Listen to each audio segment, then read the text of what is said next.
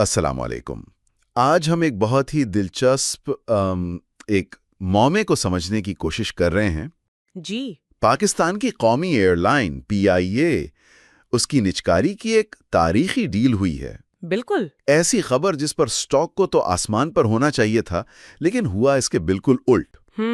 چند ہی دنوں میں شیئر کی قیمت 48 روپے کی بلندی سے گر کر سیدھا زمین پر آ گئی۔ تو سوال یہ ہے کہ یہ ایک سنہری موقع کی موت ہے یا کسی بڑے طوفان سے پہلے کی خاموشی؟ یہ ایک بہترین سوال ہے۔ ہمارے پاس بلیٹ آئرن کوانٹم AI کی ایک تازہ رپورٹ ہے، PIA privatisation and market performance report 2025۔ امید ہے کہ یہ اس معاملے کو حل کرنے میں ہماری مدد کرے گی۔ اور یہ واقعی ایک معمہ ہے، کیونکہ ایک طرف تو عارف حبیب کنسورٹیم نے $485 ملین یعنی 135 ارب روپے میں 75% حصہ خریدا، وہ بھی حکومت کی ریفرنس قیمت سے زیادہ پر۔ بالکل۔ یہ ایک زبردست بہت مثبت خبر ہے۔ اس کا مطلب ہے نیا سرمایہ، بہتر مینجمنٹ اور سیاسی مداخلت کا خاتمہ۔ تو مارکیٹ کا جو ابتدائی رد عمل تھا وہ تو اسی امید پر تھا، ہے نا؟ جی بالکل، لیکن اب جو یہ گراوٹ آئی ہے وہ اس امید اور حقیقت کے درمیان جو فرق ہے شاید اس کو ظاہر کر رہی ہے۔ چلیں پھر اس گتھی کو سلجھاتے ہیں۔ سب سے پہلے کچھ بنیادی اعداد و شمار پر نظر ڈالتے ہیں تاکہ ہمیں اندازہ ہو کہ میدان کیسا ہے۔ ٹھیک ہے۔ رپورٹ بتاتی ہے کہ سٹاک کی موجودہ قیمت 30.74 روپے کے آس پاس ہے۔ جی۔ اس کی کل مالیت یعنی مارکیٹ کیپ 160 ارب روپے سے بھی زیادہ ہے۔ کل شیئرز ہیں 5.23 ارب۔ لیکن یہاں ایک عدد ہے جس نے مجھے واقعی چونکا دیا۔ فری فلوٹ صرف 3.61%۔ اس کا کیا مطلب ہے؟ دیکھیے، یہ اس سارے کھیل کا سب سے اہم نقطہ ہے۔ اچھا۔ فری فلوٹ کا مطلب ہے وہ شیئرز جو مارکیٹ میں عام لوگوں کی خرید و فروخت کے لیے دستیاب ہے۔ اوکے۔ 3.61% کا مطلب ہے کہ 5 ارب سے زیادہ شیئرز میں سے صرف آپ سمجھیں کہ 19 کروڑ کے قریب شیئرز روزانہ ٹریڈ ہو رہے ہیں۔ صرف 19 کروڑ؟ جی، باقی 96% سے زیادہ شیئرز حکومت، نئے مالکان اور ادارے اداروں کے پاس وہ لاک ہیں۔ تو اس کا مطلب یہ ہوا کہ زیادہ تر مال ایک تجوری میں بند ہے اور بازار میں بہت تھوڑا سا مال ہے جس پر ساری لڑائی ہو رہی ہے۔ بالکل صحیح کہا آپ نے۔ اور جب ایسا ہوتا ہے نا تو سٹاک بہت زیادہ غیر مستحکم یعنی والیٹائل ہو جاتا ہے۔ اچھا۔ اس کو ایسے سمجھے کہ اگر ایک چھوٹی سی کشتی میں بہت سارے لوگ ایک طرف جھک جائیں تو وہ فوراً الٹ جائے گی۔ صحیح۔ اسی طرح جب فری فلوٹ کم ہو تو تھوڑے سے خریدار قیمت کو آسمان پر لے جا سکتے ہیں اور تھوڑے سے بیچنے والے اسے زمین پر گرا سکتے ہیں۔ اوہ۔ یہی وجہ ہے کہ ہم اتنی شدید تیزی اور پھر اتنی ہی شدید مندی دیکھ رہے ہیں۔ اور ویسے رپورٹ میں اسے قیمتوں میں ہیرا پھیری یعنی مینیپولیشن کے ایک بڑے خطرے کے طور پر بھی دیکھا گیا ہے۔ تو بنیادی طور پر یہ ایک ایسا سٹاک ہے جس میں کھیل بہت محدود شیئرز پر ہو رہا ہے۔ یہ تو تھیوری ہے، لیکن اصل ڈرامہ تو روزانہ کے چارٹس پہ نظر آ رہا ہے نا؟ وہاں تو بالکل ایک سنسنی خیز فلم چل رہی ہے۔ کیا کہانی ہے وہاں کی؟ اگر ہم ڈیلی چارٹ دیکھیں تو چند ہی دنوں میں قیمت 48 روپے کی چوٹی سے گر کر 30 روپے کی سطح پر آ گئی۔ یہ 35% سے زیادہ کی گراوٹ ہے۔ 35%؟ جی، رپورٹ اسے تکنیکی زبان میں اسٹرانگلی بیرش یعنی شدید مندی کا رجحان کہہ رہی ہیں۔ چارٹ پر بڑی بڑی سرخ لکیریں جنہیں ہم کینڈلز کہتے ہیں وہ بن رہی ہیں، جو کہ بیچنے والوں کے دباؤ کو ظاہر کرتی ہیں۔ بالکل، بیچنے والوں کے شدید دباؤ کو۔ اچھا، رپورٹ میں MACD انڈیکیٹر کا بھی ذکر ہے کہ وہ منفی ہو گیا ہے۔ اب یہ MACD کیا بلا ہے اور اس کا منفی ہونا ایک عام سرمایہ کار کے لیے کیا معنی رکھتا ہے؟ کیا یہ کوئی خطرے کی گھنٹی ہے؟ بہترین سوال ہے۔ دیکھیں، MACD کو آپ گاڑی کے ایکسلریٹر کی طرح سمجھیں۔ ٹھیک ہے۔ جب MACD مثبت ہوتا ہے تو اس کا مطلب ہے کہ آپ تیزی سے آگے جا رہے ہیں، یعنی سٹاک کی قیمت میں تیزی کی رفتار بڑھ رہی ہے۔ اوکے۔ جب یہ منفی ہوتا ہے تو اس کا مطلب ہے کہ آپ نے نہ صرف پاؤں ایکسلریٹر سے ہٹا لیا ہے بلکہ شاید بریک پر بھی دبانا شروع کر دیا ہے۔ اوہ، تو یہ ایک واضح سگنل ہے کہ مومنٹم اب نیچے کی طرف ہے۔ جی، یہ رفتار میں ایک واضح اور خطرناک کمی کا اشارہ ہے۔ تو کیا اس کا مطلب یہ ہے کہ سرمایہ کاروں کا نجکاری کی ڈیل سے اعتماد اٹھ گیا ہے اتنی جلدی؟ نہیں، ایسی بات نہیں ہے۔ یہ دراصل ایک قدرتی عمل ہے جسے پروفٹ بکنگ کہتے ہیں۔ Profit booking?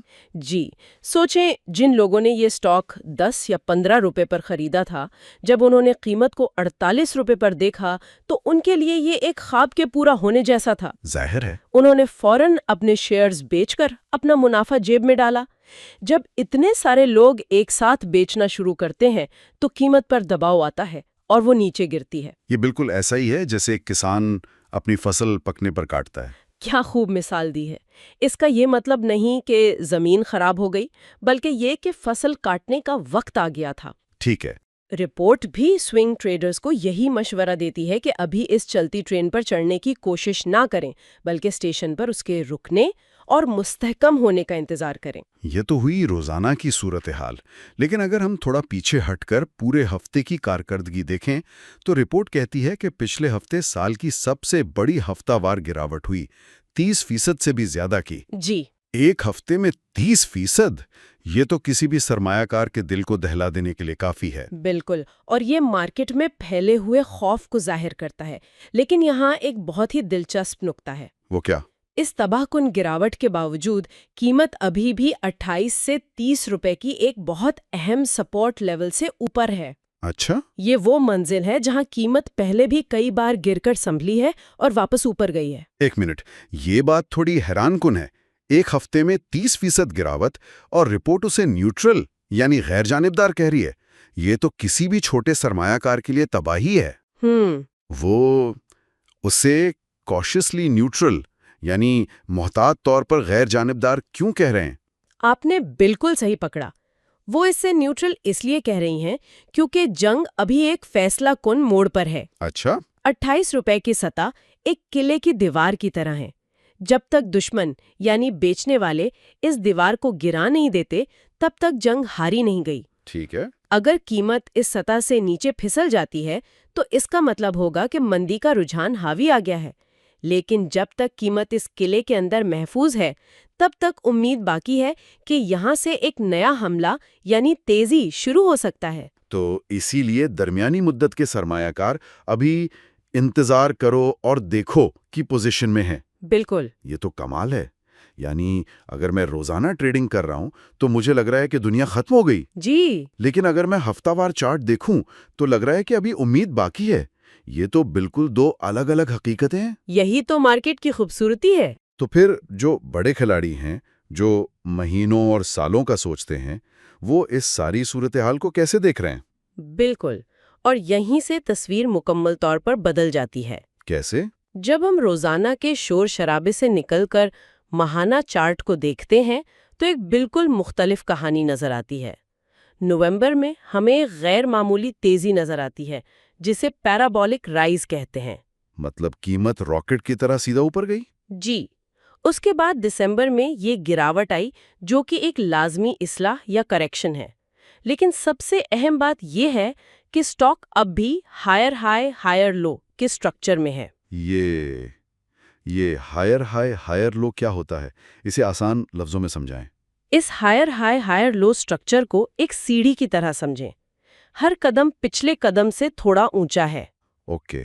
بھلے ہی ہم ایک قدم پر تھوڑی دیر کے لیے رک جائیں یا تھوڑا سا پاؤں پھسل جائے، لیکن مجموعی طور پر سفر اوپر کی طرف ہی جا رہا ہے۔ تو یہ حالیہ گراوٹ اس سیڑھی پر ایک لمحے کا وقفہ ہے، سیڑھی کا ٹوٹنا نہیں؟ بالکل، جب تک ہم پچھلے قدم سے نیچے نہیں گرتے طویل مدتی رجحان مثبت ہی مانا جائے گا۔ واہ، یہ تو بہت زبردست مثال ہے۔ تو اس کا مطلب ہے کہ جو بڑی مچھلیاں ہیں جیسے میوچل فنڈز اور انشورنس کمپنیاں وہ اس روزانہ کی ہلچل سے پریشان نہیں ہیں؟ بالکل نہیں، ان کے لیے یہ شور شرابہ غیر متعلقہ ہے۔ وہ سالانہ اور سہ ماہی کارکردگی دیکھتی ہیں۔ اور وہاں کے اعداد و شمار کیسے ہیں؟ وہاں کے اعداد و شمار شاندار ہیں۔ رپورٹ بتاتی ہے کہ 2025 کی آخری سہ ماہی میں سٹاک نے 46.73% کا اضافہ دکھایا اور پورے سال کی کارکردگی 79% سے زیادہ ہے۔ 79%؟ جی، رپورٹ نے 2025 کو پے آئی اے کے لیے ایک ٹرن اراؤنڈ سال قرار دیا ہے، یعنی ایک ایسا سال جس نے اس کی قسمت بدل دی۔ تو بڑے ادارے اس گراوٹ کو خطرے کے طور پر نہیں بلکہ ایک موقع کے طور پر دیکھ رہے ہوں گے۔ شاید کم قیمت پر مزید خریداری کے ایک موقع کے طور پر، बशर्ते कि 28 रुपए की वो किले की दीवार महफूज रहे। ٹھیک ہے، یہ چارٹس اور قیمتوں کی کہانی تو بہت دلچسپ ہے، لیکن یہ سب کچھ کاغذ پر ہے۔ اصل دنیا میں بھی تو کچھ خطرات ہوں گے۔ رپورٹ اس بارے میں کیا کہتی ہے؟ جی، اور ان کو نظر انداز کرنا بہت بڑی غلطی ہوگی۔ پہلا خطرہ تو یہی شدید اتار چڑھاؤ ہے۔ وولیلٹی؟ جی، سٹاک کا چند ہی ہفتوں میں اوور باٹ سے اوور سولڈ کی حالت میں چلا جانا ظاہر کرتا ہے کہ اس میں بہت زیادہ سٹہ بازی ہو رہی ہے۔ یہ ایک مستحکم سرمایہ کاری کی علامت نہیں ہے۔ اور نجکاری کے بعد کے عملی چیلنجز؟ آخر یہ صرف ایک مالیاتی ڈیل ہے، اصل کام تو اب شروع ہوگا۔ بالکل، رپورٹ اس نقطے پر بہت واضح ہے۔ نئی انتظامیہ کے لیے آگے کا راستہ پھولوں کی سیج نہیں ہے۔ جیسے کہ ممکنہ طور پہ یونینز کی طرف سے مزدور بے چینی یا ہڑتالیں ہو سکتی ہیں، کچھ قانونی رکاوٹیں سامنے آ سکتی ہیں، یا نئی اور پرانی انتظامیہ کے درمیان ہم آہنگی کے مسائل ہو سکتے ہیں۔ یہ وہ حقیقی دنیا کے چیلنجز ہیں۔ جی، جو کمپنی کی کارکردگی اور بالآخر سٹاک کی قیمت پر اثر انداز ہوں گے۔ سب سے بڑا سوال یہی ہے کہ کیا نئی انتظامیہ دہائیوں پرانی بیوروکریٹک ثقافت کو ایک منافع بخش کارپوریٹ کلچر میں تبدیل کر پائے گی؟ یہ بہت بڑا سوال ہے۔ تو ان تمام تجزیوں، امیدوں اور خطرات کو مد نظر رکھتے ہوئے رپورٹ آخر میں مختلف قسم کے سرمایہ کاروں کو کیا مشورہ دیتی ہے؟ رپورٹ نے بہت واضح طور پر 4 قسم کے سرمایہ کاروں کے لیے حکمت عملی بیان کی ہے۔ ٹھیک ہے۔ پہلے ہیں ڈے ٹریڈرز، جو روزانہ خرید و فروخت کرتے ہیں۔ ان کے لیے صاف مشورہ ہے گریز کریں، دور رہیں۔ جی، اس وقت یہ سٹاک ایک جلتے ہوئے کوئلے کی طرح ہے، اس میں خطرہ بہت زیادہ ہے۔ اور دوسرے سوئنگ ٹریڈرز؟ دوسرے ہیں سوئنگ ٹریڈرز، جو چند ہفتوں یا مہینوں کے لیے سرمایہ کاری کرتے ہیں۔ انہیں کہا گیا ہے کہ انتظار کریں اور 28-30 روپے کی سپورٹ لیول کی تصدیق کا انتظار کریں۔ اچھا۔ جب قیمت یہاں آ کر مستحکم ہو اور واپسی کے اشارے دے، تب وہ خریداری پر غور کریں۔ ان کے لیے رسک درمیانہ ہے۔ اور ان لوگوں کا کیا جو لمبی ریس کے گھوڑے ہیں، یعنی طویل مدتی سرمایہ کار؟ ان کے لیے رپورٹ کا مشورہ ہے کہ وہ اس گراوٹ کو ایک موقع سمجھیں، بائی آن ڈپس، یعنی گراوٹ پر خریداری کریں۔ کس رینج میں؟ خاص طور پر 28 سے 32 روپے کی رینج ایک اچھی بائنگ زون ہو سکتی ہے، جہاں وہ آہستہ آہستہ اپنی پوزیشن بنا سکتے ہیں۔ ان کے لیے رسک کم سمجھا گیا ہے کیونکہ ان کا ہدف آنے والے سالوں میں کمپنی کی بحالی سے فائدہ اٹھانا ہے۔ ویسے ایک سوال ہے، فرض کریں ایک سننے والے نے 45 روپے کی قیمت پر اس میں سرمایہ کاری کی تھی، ہاں، اور اب وہ شدید پریشان ہیں۔ یہ ایک بہت اہم سوال ہے۔ ان کے لیے ان تجاویز میں سے کون سی سب سے زیادہ متعلقہ ہے؟ کیا انہیں نقصان میں بیچ دینا چاہیے یا امید رکھنی چاہیے؟ دیکھیں، اس کا انحصار ان کے سرمایہ کاری کے مقصد پر ہے۔ اگر وہ ایک سوئنگ ٹریڈر تھے اور جلدی منافع چاہتے تھے تو انہیں اپنے نقصان کو محدود کرنے پر غور کرنا چاہیے۔ ٹھیک ہے۔ لیکن اگر انہوں نے طویل مدتی سوچ کے ساتھ سرمایہ کاری کی تھی تو یہ گراوٹ ان کی حکمت عملی کا حصہ ہونی چاہیے۔ انہیں گھبرانے کی بجائے شاید اوسط قیمت کم کرنے کے لیے مزید خریداری پر غور کرنا چاہیے، بشرطے کہ وہ 28 روپے کی سطح پر نظر رکھیں۔ اور آخر میں ادارہ جاتی سرمایہ کار، ان کی کیا حکمت عملی ہے؟ رپورٹ کہتی ہے کہ وہ ٹریلنگ سٹاپ لاس کے ساتھ ہولڈ کریں۔ یہ کیا چیز ہے؟ یہ ایک بہت ہی ہوشیار حکمت عملی ہے۔ یہ ایک طرح کا خودکار حفاظتی جال ہے۔ اچھا۔ فرض کریں آپ نے 30 روپے پر شیئر خریدا اور وہ 50 پر چلا گیا، آپ 45 روپے پر ٹریلنگ سٹاپ لاس لگا دیتی ہیں۔ ٹھیک ہے۔ اگر قیمت 50 سے 52 پر جائے گی تو آپ کا حفاظتی جال بھی خود بخود 47 پر آ جائے گا، لیکن اگر قیمت اچانک گر کر 45 پر آ جائے تو آپ کے شیئرز خود بخود بک جائیں گے اور آپ کا منافع محفوظ ہو جائے گا۔ واہ، یعنی یہ منافع کو بڑھنے کا پورا موقع دیتا ہے لیکن اسے ایک حد سے زیادہ گرنے نہیں دیتا۔ بالکل، یہ بڑے اداروں کا اپنے منافع کو محفوظ رکھنے کا طریقہ ہے۔ بہت خوب۔ تو ہم نے ایک معمے سے شروعات کی تھی اور اب لگ رہا ہے کہ اس کی کئی پرتیں کھل گئی ہیں۔ جی، کافی حد تک۔ اگر میں آج کی گفتگو کو سمیٹوں تو پی آئی اے کا سٹاک نجکاری کی خبر پر ایک راکٹ کی طرح اوپر گیا اور اب ایک گہری اصلاح کا شکار ہے۔ روزانہ کی تصویر کافی خوفناک اور غیر یقینی ہے، لیکن اگر ہم دور سے دیکھیں تو طویل مدتی کہانی اب بھی مثبت لگتی ہے۔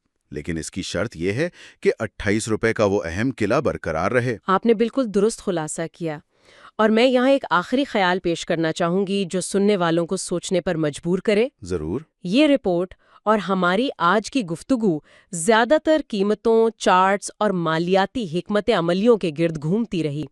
لیکن یاد رکھیں، پی آئی اے کی حقیقی اور طویل مدتی کامیابی سٹاک چارٹ پر نہیں لکھی جائے گی۔ وہ تو اس کی کارکردگی میں لکھی جائے گی۔ بالکل، وہ اس کی آپریشنل کارکردگی میں لکھی جائے گی۔ کیا جہاز وقت پر اڑیں گے؟ کیا سروس کا معیار بہتر ہوگا؟ کیا یہ ادارہ واقعی منافع بخش بنے گا؟ نئی انتظامیہ نے کمپنی خرید لی ہے، لیکن اب اس کے کلچر، کارکردگی اور سروس کو بدلنے کا اصل اور مشکل کام باقی ہے۔ صحیح۔ تو بڑا سوال یہ ہے، کیا مارکیٹ کا یہ طویل مدتی مثبت جذبہ زمینی حقائق اور کارکردگی میں حقیقی بہتری سے ثابت ہوگا، یا یہ صرف امید پر مبنی ایک قیاس آرائی کا بلبلہ ہے جو کسی بھی وقت پھٹ سکتا ہے؟ اور اس سوال کا جواب ہمیں آنے والے مہینوں اور سالوں میں ملے گا۔